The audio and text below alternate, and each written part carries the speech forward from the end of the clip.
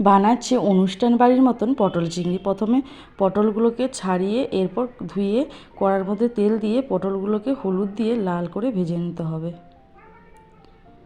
এরপর চৌকো করে আলু কাটা ছিল দিয়ে দিলাম, দেওয়ার পর হলুদ গুঁড়ো দিয়ে ভালো করে ভেজে নিলাম। এরপর চিংড়ি মাছের মধ্যে লবণ হলুদ মাখিয়ে চিংড়ি মাছগুলোকেও ভেজে নিলাম।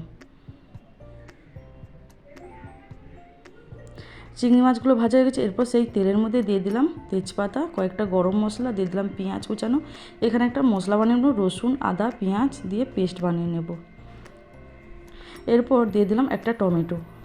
পেঁয়াজটা ভাজা ভাজা হয়েছিল, এরপর পেস্টটা দিয়ে দিলাম।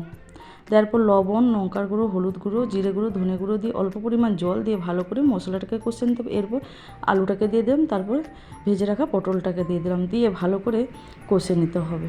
কষে নেওয়ার পর অল্প পরিমাণ জল দিয়ে দিলাম, জল দেওয়ার পর ঝোলটা ফুটে আসলে এরপর ওপর থেকে চিংড়ি মাছ আর গরম মশলা দিয়ে নামিয়ে নিলেই